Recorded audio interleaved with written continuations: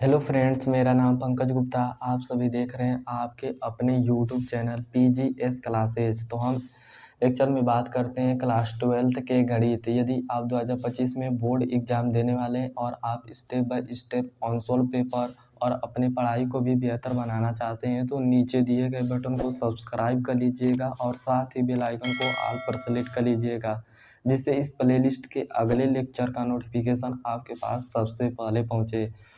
तो हमने पिछले लेक्चर में 55 नंबर के क्वेश्चनों को हल किए थे, जो कि सेट 6 के 2024 के सेट 6 थे। और हमने 6 क्वेश्चन तक हल कर लिए। उसमें से हम घ वाला क्वेश्चन करना था। यदि आपने पिछले लेक्चर को नहीं देखे हैं तो उस प्लेलिस्ट के लिंक हम डिस्क्रिप्शन बॉक्स में डालें, वहाँ से जाकर आप देख सकते हैं। तो हम अगले वाले क्वेश्चन को 6 का घ कह रहा है कि एक थैले में 4 लाल और 4 काली गेंद है तथा दूसरे थैले में 2 लाल और 6 काली गेंद है। तो इनमें से एक थैले को यादृच्छा चुना जाता है और उसमें से एक गेंद निकाली जाती है जो लाल है। प्रायिकता ज्ञात कीजिए कि वह लाल गेंद पहले थैले से निकाले गए। यह प्रायिकता चैप्टर से लिया गया है, जो कि प्रायिकता चैप्टर से हमेशा 8 नंबर के क्वेश्चन आते हैं। तो यहाँ पर 5 नंबर के क्वेश्चन आ चुके हैं और इसमें पिछले भी 2 नंबर के आए थे। यहाँ पर प्रायिकता चैप्टर से ही 2 नंबर का आए थे और यहाँ पर 5 नंबर का आए थे। और इसमें 8 उस चैप्टर से 8 से या 7 नंबर के क्वेश्चन बनते हैं। तो यहाँ पर 7 नंबर के केवल दिया है, तो हम इससे पहले हल करेंगे। तो इसे आपको प्रायिकता चैप्टर से जो दिया रहता है उसे बार बार आप पढ़ेंगे तभी आपको समझ में आएगा। तो इसमें क्या दिया है, 2 थैले दिया है, एक थैले और 2 थैले दिए हैं। तो पहले थैले में 2 गेंद है, जो कि पहला गेंद लाल 4 है और दूसरा गेंद तो 4 है जो कि काली है। और दूसरे बैग में भी 2 लाल गेंद है और 6 काली गेंद है। और उनमें से कह रहा है कि एक थैले को यादृच्छा माने चुना जाता है। एक 2 थैले हैं तो उनमें से किसी अनजाने में किसी को एक चुना जाता है और उसमें से एक गेंद निकाली जाती है। अनजाने में किसी थैले में से एक गेंद निकाली जाती है। हमें यह दिया है, हमें यह पता का संकेत दे रहा है कि उसमें से निकाला जाता है तो वह लाल गेंद निकलती है। तो हमें प्रायिकता ज्ञात करना है कि किस थैले में से वह लाल गेंद पहले थैले से निकाली गई। हमें यह प्रायिकता ज्ञात करना है। तो चलिए इसे हम स्टेप बाय स्टेप एकदम आसानी से आपको समझाते हैं। तो आप वीडियो को पूरा देखिए, जिससे आपको क्वेश्चनों को अच्छी तरह समझ में आए। तो चलिए इसे हल करते हैं। तो बच्चों, हमें 6 का घ दिया है, यहाँ पर लिखेंगे 6 का घ। पहले लिख देंगे आपको संकेत के लिए 6 का घ। 6 का घ, उसके लिए हम यहाँ पर लिखेंगे सॉल्व। हम पहले दिया था 2 थैला, तो हम पहले 2 थैलों को बना लेते हैं, जो कि बॉक्स के रूप में बनाते हैं। यहाँ पर 2 बॉक्स बना लेंगे। पहला बॉक्स को 1 बॉक्स दे देते हैं नाम और दूसरा बॉक्स को 2 नाम दे देते हैं। बॉक्स 2 है, बॉक्स 2 है। तो पहला बॉक्स में हमें क्या दिया था, 4 लाल और 4 काली गेंद है। तो यहाँ पर लिखेंगे लाल गेंद कितना है, 4, और काली गेंद कितनी है, 4। काली गेंद भी 4 है और लाल गेंद भी 4 है। दूसरे थैले में हमें लाल गेंद कितना दिया था, 2, और काली गेंद 6 दिया था। काली गेंद हमें 6 दिया था। तो हमें ज्ञात करना था कि हमें दिया था कि एक, यहाँ आपको बार बार पढ़ना होगा। यहाँ पर दिया था कि गेंद इनमें से एक थैले को यादृच्छिक चुना जाता है और उसमें से एक गेंद निकाली जाती है जो लाल है। तो हम मान लेते हैं घटना। पहले मानेंगे घटना। हमें क्या पहले हमें पता है, तो हमें पता है कि उस थैले में से हमें लाल गेंद निकाली जाती है। तो पहले उसे मान लेते हैं जो हमें पता रहता है। तो हम लिखेंगे लाल गेंद निकाली जाती है, लाल गेंद निकाली जाती है। अब क्या कर रहा है कि हमें क्या ज्ञात करना है, तो घटना हम मानेंगे उसे। हमें कह रहा है कि प्रायिकता ज्ञात कीजिए कि वह लाल गेंद पहले थैले से निकाली गई है। तो हम घटना E1 को मानेंगे। E1 घटना मानेंगे पहले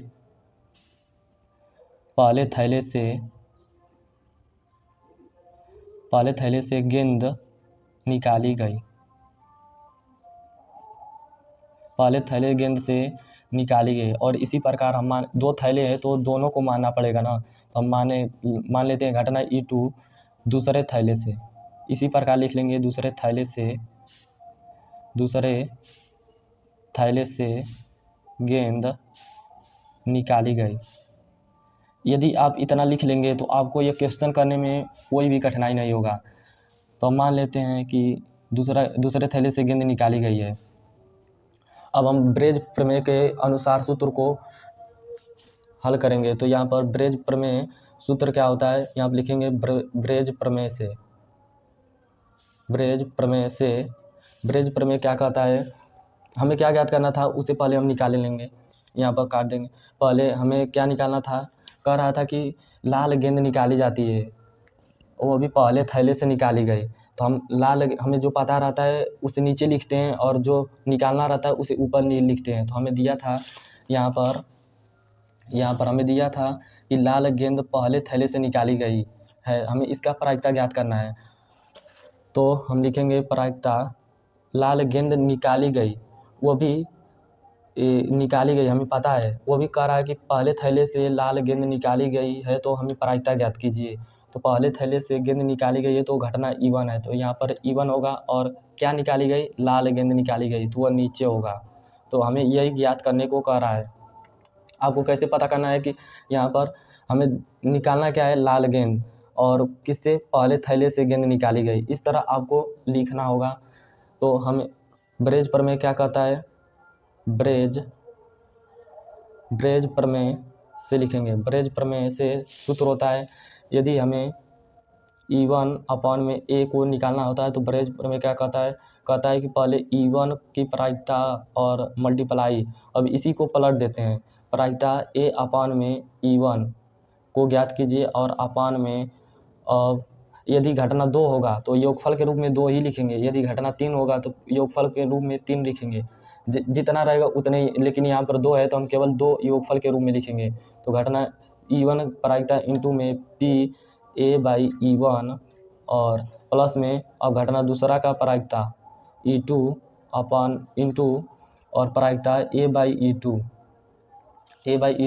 यही हमें ज्ञात करने को कह रहा है, यही ब्रेज प्रमेय का सूत्र होता है। तो पहले हम क्या करेंगे, E1 प्रायिकता ज्ञात करेंगे, उसके बाद से A/E1 की प्रायिकता ज्ञात करेंगे और उसके बाद से E2 की प्रायिकता और A/E2 की प्रायिकता ज्ञात करके इसी में पुट कर लेंगे, इसे समीकरण पहला मान लेते हैं। तो हम पहले प्रायिकता E1 और A/E1 और E2 की प्रायिकता ज्ञात करते हैं। तो प्रायिकता E1 को ज्ञात करने के लिए हमारे पास 2 बैग है, यानी 2 थैले हैं, तो हम उनमें से किसी एक ही थैले को चुन रहे हैं। तो कुल प्राप्त समष्टि हमारे पास 2 है और उनमें से किसी एक को चुन रहे हैं, तो हमारे पास E1 की प्रायिकता तो 1/2 आएगी। इसी प्रकार E2 की प्रायिकता हमारे पास 2 बैग है, उनमें से एक बैग को चुन रहे हैं, तो हमारे पास बैग कितना आएगा, प्रायिकता 1/2 आएगा। और इसी प्रकार हम ज्ञात करेंगे प्रायिकता A/E1 की प्रायिकता ज्ञात करने की। यह क्या कह रहा है कि हमें यहाँ पर E1 क्या कह रहा है कि पहले थैले से गेंद निकाली गई है, हमें यह पता है। यहाँ पर संकेत दे रहा है कि पहले थैले से गेंद निकाली गई है, क्या निकाली गई है, लाल गेंद निकाली जाती है। तो पहले थैले से निकाली गई, इसके मतलब हमें पता है कि पहले थैले से निकाली गई है, क्या निकाली गई है, लाल गेंद निकाली गई है। तो हमारे पहले थैले में लाल गेंद कितना है, 4, और काली गेंद 4, पूरा गेंद कितना हुआ, 8, और 8 गेंद में से हमें लाल गेंद कितना निकालना है, 4। तो क्या होगा, इसकी प्रायिकता 4/8 कुल प्राप्त समष्टि। और क्या गेंद निकाली गई है, लाल गेंद निकाली गई है। तो इसे और छोटा करने के लिए 4 से 8 को काटेंगे तो 2 बार में कट जाएगा, तो 1/2 आएगा। और इसी प्रकार हमें प्रायिकता A/E2 का मान ज्ञात करने के लिए A/E2 क्या कहता है, E2 क्या कहता है कि दूसरे थैले से गेंद निकाली गई है, क्या निकाली गई है, लाल गेंद निकाली जाती है। दूसरा थैला में कुल कितने गेंद है, 8, और लाल गेंद कितना है, 2। तो कुल हमें लाल गेंद निकालनी है 2 और कुल कितने गेंद है, 8। तो इसे और छोटा लिखने के लिए 1/4 आएगा। हमारे पास सभी मानों को ज्ञात हो गया है, प्रायिकता E1 A/E1 और प्रायिकता E2 और A/E2। अब समीकरण पहला में पुट करेंगे, समीकरण पहला से यहाँ पर लिखेंगे, समीकरण नंबर पहला से पुट करते हैं। तो E1 अपॉन में ए क्या प्रायिकता E1 का मान कितना है 1/2, तो 1/2 लिखेंगे मल्टीप्लाई, और प्रायिकता A/E1 का मान 1/2 है, और अपान में क्या है प्रायिकता E1 का मान 1/2 है, प्रायिकता A/E1 का मान भी 1/2 है, और ये प्लस में है प्रायिकता E2 का मान 1/2 है, और प्रायिकता A/E2 का मान 1/4 है, मल्टीप्लाई में 1/4 है। तो हम इसे हल करेंगे तो 1/4, 2 दूना 4, ऊपर 2 दूना 4 होगा, और बट्टे में 1/4 प्लस 1/8 1/8 हो जाएगा। तो 1/4 और बट्टे में इसका एलसीएम लेंगे 4 और 8 में, तो हमारे पास 8 एलसीएम आएगा, और 4 तो भाग देंगे 8 में तो 2 बार में कट जाएगा, तो ऊपर मल्टीप्लाई करेंगे तो 2 + 1, अब 4 तो 8 2 बार में कट जाएगा, ये तो ऊपर चला जाएगा, तो 2/2 और 1 3, यही हमारा प्रायिकता आ गया। जो कह रहा था कि हमें क्या कर रहा था कि प्रायिकता ज्ञात कीजिए कि वह लाल गेंद पहले थैले से निकाली गई है, तो पहले थैले से गेंद निकाली गई की प्रायिकता हमारे पास आ गया। जो कह रहा था उसे हम इसे शॉर्ट फॉर्म में हम लिख सकते हैं कि क्या कर रहा है कि हम लाल गेंद E1 क्या कर रहा है, पहले थैले से निकाली गई है, क्या निकाली गई है, लाल गेंद निकाली गई है, कि प्रायिकता हमें प्राप्त हो गया, यही हमारा आंसर हो जाएगा। तो अगला क्वेश्चन कह रहा है कि यदि किसी त्रिभुज ABC में शीर्ष ABC के स्थिति सदिश क्रमशः A वेक्टर, B वेक्टर और C वेक्टर है, तो सिद्ध कीजिए कि त्रिभुज ABC का क्षेत्रफल इतना होगा। तो हमें स्थिति सदिश का शीर्ष ABC दिया है, जो कि क्रमशः A, B और C वेक्टर से प्रदर्शित करना है, और हमें सिद्ध करना है कि इसका क्षेत्रफल इतना होगा। तो चलिए इसे हल करते हैं। तो बच्चों हमें दिया है कि एक स्थिति सदिश जिसका निर्देशांक ABC है, और स्थिति सदिश A वेक्टर, B वेक्टर और C वेक्टर है, तो हमें सिद्ध करना है कि इसका क्षेत्रफल इतना होगा। उसके लिए हम पहले एक त्रिभुज बनाते हैं, एक छोटा सा हम त्रिभुज बनाते हैं, और इसे नाम देते हैं A, क्योंकि इसका स्थिति सदिश A वेक्टर है, और निर्देशांक दिया है B, इसका स्थिति सदिश B वेक्टर है, और इसका स्थिति सदिश C वेक्टर है।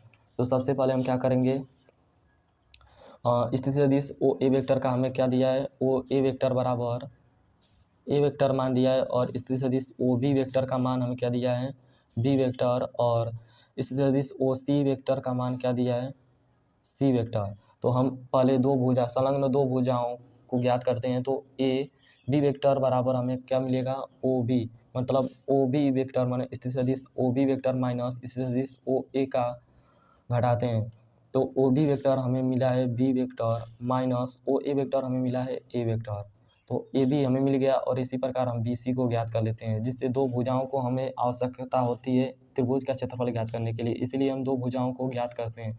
तो OC वेक्टर में से हम OB को घटाएंगे, OC में से OB को घटाते हैं, तो OC वेक्टर हमें क्या दिया है, C वेक्टर, और माइनस OB वेक्टर हमें क्या दिया है, B वेक्टर। तो हमारे पास AB और BC का भुजा का मान पता चल गया, और चूँकि हम जानते हैं किसी भी सदिश के लिए त्रिभुज का क्षेत्रफल 1 में मापांक एक भुजा क्रॉस दूसरे भुजा को करते हैं, तो हमारा उस त्रिभुज का क्षेत्रफल पता चल जाता है। तो चलिए इसे, क्योंकि त्रिभुज का क्षेत्रफल हम जानते हैं, त्रिभुज का क्षेत्रफल इक्वल टू 1/2 मापांक AB एक भुजा और क्रॉस संलग्न दूसरे भुजा का क्रॉस कर देते हैं, तो उस त्रिभुज का क्षेत्रफल पता चल जाता है। तो इसके लिए 1/2 और मापांक AB का मान कितना दिया है, AB वेक्टर का B vector minus A vector cross BC vector का मान कितना दिया है, C वेक्टर माइनस में B वेक्टर क्रॉस 1/2 मापांक में। अब B1 वेक्टर और C1 वेक्टर में क्रॉस प्रोडक्ट होगा, तो B1 वेक्टर B वेक्टर और क्रॉस C वेक्टर, और इसी प्रकार B vector minus B vector में क्रॉस प्रोडक्ट होगा, तो प्लस में ये माइनस में, तो यहाँ पर माइनस में आ जाएगा, और B vector cross B vector, और इसी प्रकार माइनस ए vector cross C vector, minus इसमें है और प्लस है तो यहाँ पर माइनस आएगा, और ए वेक्टर और क्रॉस में सी वेक्टर, और माइनस ए वेक्टर और माइनस बी वेक्टर में क्रॉस प्रोडक्ट, यहाँ पर माइनस है, यहाँ माइनस तो प्लस में हो जाएगा, तो ए वेक्टर क्रॉस बी वेक्टर, ए वेक्टर क्रॉस बी वेक्टर का मान आ जाएगा।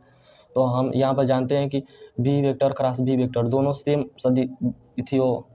सदिश होता है तो उसका मान 0 आता है, क्योंकि यहाँ पर लिख देंगे यदि B vector cross B vector equal होता है तो 0 आता है, और यदि यहाँ पर माइनस ए वेक्टर क्रॉस सी वेक्टर है और इसी को हम पलट में क्रॉस में लिख देते हैं, और सी वेक्टर क्रॉस ए वेक्टर यहाँ पर माइनस रहेगा तो प्लस में आ जाएगा, प्लस में रहेगा तो माइनस, चिन्ह बदल जाता है। यदि हम किसी को पलट देते हैं, सदिश को क्रॉस में पलट देते हैं तो उसका चिन्ह बदल जाता है। तो सी क्रॉस ए वेक्टर लिखेंगे तो यहाँ पर माइनस में था तो प्लस में हो जाएगा। तो यहाँ पर हम लिखेंगे त्रिभुज का क्षेत्रफल 1/2 B vector cross C vector, यहाँ पर -0, और यहाँ पर सी वेक्टर को पहले लिखेंगे तो प्लस में हो जाएगा, सी वेक्टर क्रॉस ए वेक्टर, और यहाँ पर ए वेक्टर क्रॉस बी वेक्टर। अब हम इसको सिस्टमेटिक फॉर्म में लिख देंगे 1/2, और A vector cross B vector को पहले लाएंगे, A vector cross B vector, और प्लस में बी वेक्टर को और cross B C vector, plus C vector और ए वेक्टर। यही हमारा त्रिभुज का क्षेत्रफल निकल के आ गया। यही हमको कह रहा था प्रूफ करने के लिए, यहाँ पर कह रहा था कि त्रिभुज का क्षेत्रफल इतना होगा, आप सिद्ध कीजिए। तो हमने यहाँ पर सिद्ध कर दिया है। यहाँ पर लिखेंगे त्रिभुज का क्षेत्रफल, त्रिभुज का क्षेत्रफल, यही हमारा प्रूफ हो गया। तो ये हमारा आंसर हो जाएगा।